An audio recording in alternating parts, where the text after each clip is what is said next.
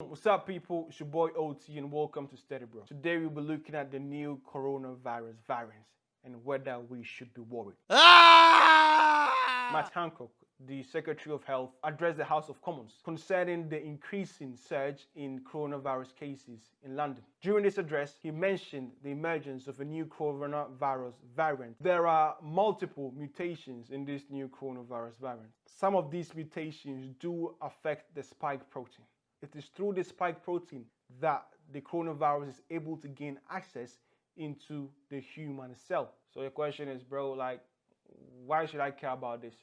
The reason you should care about it is because if this new mutation allows it to, let's say, more firmly adhere to the surface of the human cell, this could be a madness, but no need to be alarmed because there is no evidence to prove that so far.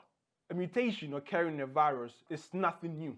This is because mutations are inherent flaws in the replicative machinery of a virus.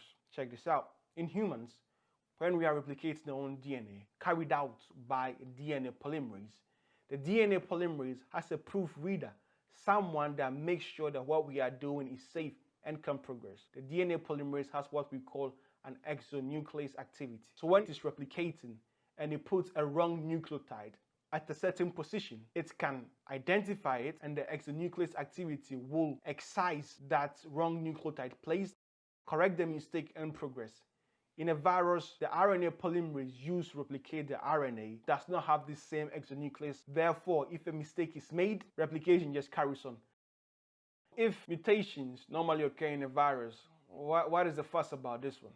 The fuss is because this very variant seems to be outcompeting its competitors, spearheading the spread and the increased surge we see in the south of England.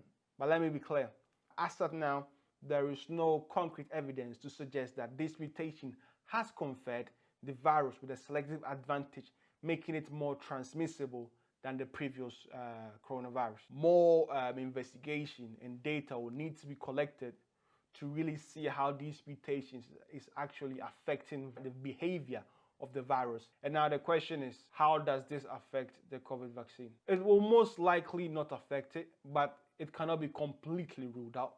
Once again, more data will be required to be able to determine this. And looking at how the coronavirus vaccines are made with mRNA, because we know the genome of the virus and determine, okay, the spike protein is this part of the gene. So if we give an mRNA, we can then synthesize the same type of protein.